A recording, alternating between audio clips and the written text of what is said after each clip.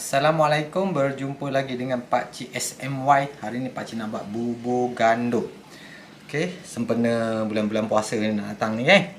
Okey, kita ada gandum, Pakcik guna 500 gram. Santan pekat 1 liter. Gula, yang ini Pakcik tak cakap lah sebab gula ni nanti ikutlah siapa yang nak manis, siapa yang tak nak manis. Jadi kita ikut selera masing-masing. Sagu ni Pakcik pakai 50 gram. Daun pandan simpul, secubit garam. Simple sangat resipi ni. Jom kita buat. Kita akan mula rebus gandum. Pakcik dah tadi sebelum merebus ni, Pakcik dah rendam dululah. Tak nak rendam pun boleh. Okey, masukkan air agak-agak ya. Kita nak rebus gandum ni sampai empuk ya. Daun pandan simpul ni kita dah boleh masuk masa kita rebus gandum ni.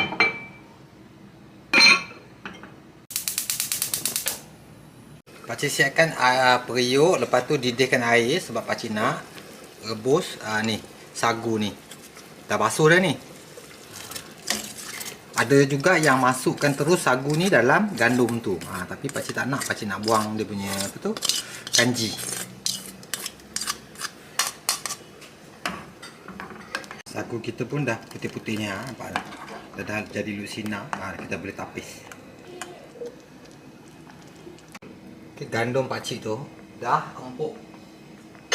Okay, sekarang ni kita akan masuklah semua bahan-bahan lain tu. Ni sagu tadi dah tapis. So gula,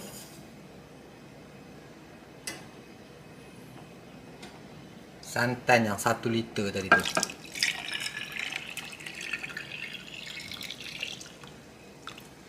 Kepekatan dia kita pada masing-masing lah. Kalau nak pekat tambah, kalau nak pekat tak payah tambah air dah. Kalau nak cair sikit tambah air.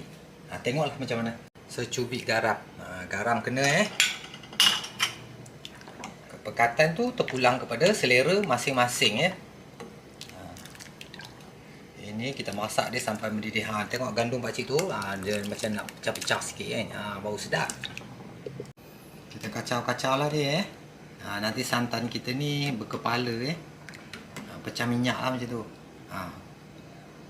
Tak maulah pecah minyak. Takkan pecah minyak buat kita buat bubur je. Okey, kita tunggu dia sampai mendidih lah. Okey, bubur Pakcik pun dah mendidih dah ni. Pakcik dah rasa dah manis dia semua dah sedap dah ni. Kita dah boleh tutup api lah.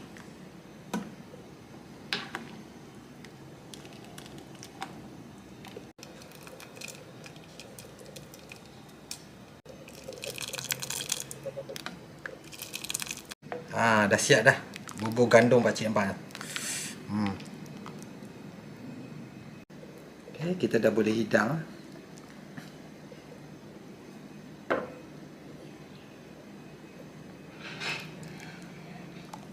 Sedap ni makan bulan puasa ni. Resepi yang sangat simple daripada Pakcik hari ni. Kita insyaAllah kita akan berjumpa lagi di video-video seterusnya. Assalamualaikum.